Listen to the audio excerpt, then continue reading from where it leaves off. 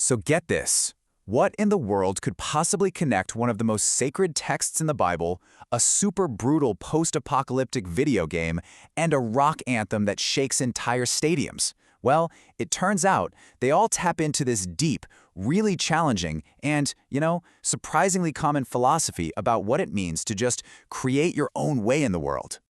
Let's start on some familiar ground. For centuries, these words from Psalm 23 have been just this huge source of comfort, right? It's a promise of divine protection, of guidance. It's all about faith, about trusting that some higher power is going to see you through the darkest of times. But what happens when that faith is completely, totally shattered? Well, in the world of the video game The Last of Us 2, that beautiful, sacred text gets twisted into something else, something much, much darker. I mean, just look at this. The inversion here is absolutely stunning. Where the original psalm finds comfort in God, this version finds it in pure self-reliance and violence. My mind and my gun, they comfort me. And that fearlessness, it's not born from faith anymore, but from a kind of willful blindness. And the promise of heaven is replaced with this stark, brutal acceptance of damnation. So you've got to ask, is this just pure nihilism, just despair? Or is there an actual coherent philosophy at work here? To really get what's going on, we need to dig into a really powerful idea from philosophy that explains this radical rewriting of morality. And that brings us to the philosopher Friedrich Nietzsche and his idea of the will to power. Now hold on, this isn't about being a tyrant or controlling other people, not at all. It's about this internal drive we all have to become the author of our own lives. It's about creating your own values and defining your own purpose, especially when you feel like the old gods and the old rules have just collapsed. So, when we look at those dark lyrics through this Nietzschean lens, they suddenly stop being about just simple despair. They start to form a philosophy. That promise of divine protection becomes a defiant statement of absolute self-reliance, my mind and my gun. The fearlessness that used to come from faith now comes from moving beyond traditional morality, beyond good and evil.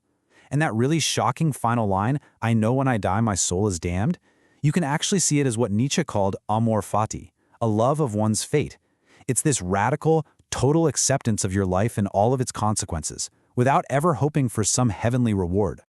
And the crazy thing is, once you spot this pattern, this drive to forge your own meaning, you start seeing it absolutely everywhere in pop culture. And it shows up in all these different flavors. Sometimes it's the defiant creator, someone forging an identity in direct opposition to whoever made them. Other times it's this uncontainable will, resisting any and all attempts to be boxed in or controlled. And for some, it's the rootless wanderer, someone who's forced to build a sense of home entirely from within. Let's take one of the best examples out there, Rocket Raccoon. This line is just the perfect expression of self-creation, right? He was literally made by someone else. He was labeled an experiment, but he just completely throws that out. He defines himself on his own terms. He refuses to fit into any box. He is his own category. And this is that uncontainable will in action. The Seven Nation Army is basically every possible force of authority, every voice, every critic trying to hold you back. And the response? To walk away from the opera, all the drama and performance of social life, and go to your own Wichita.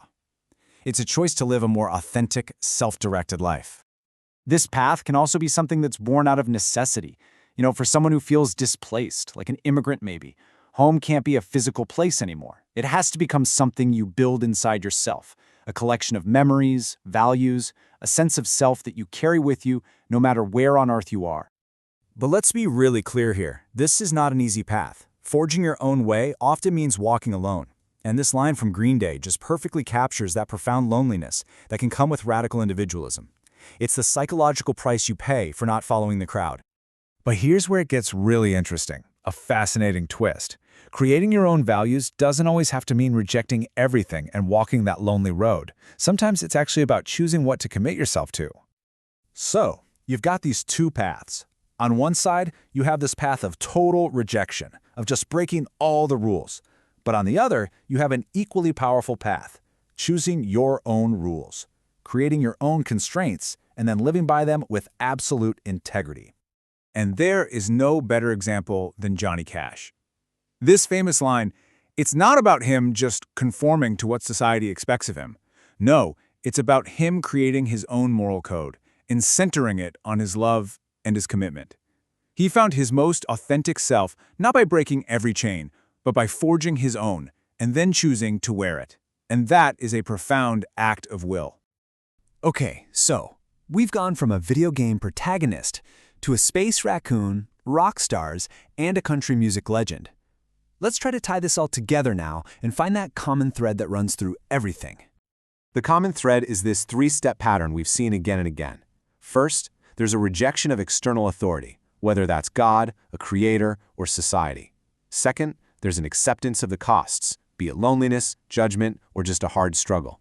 And third, there's this fierce commitment to authentic self-expression, no matter what anyone else thinks.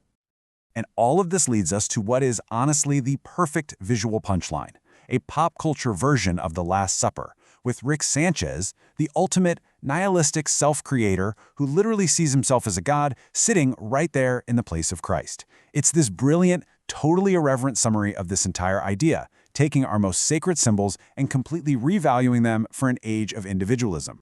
So that leaves us with one final and pretty crucial question. If this drive for self-creation is so deeply woven into our culture, well, it kind of begs us to ask it of ourselves. In a world where you are the ultimate author of your own life, what lines have you chosen to walk?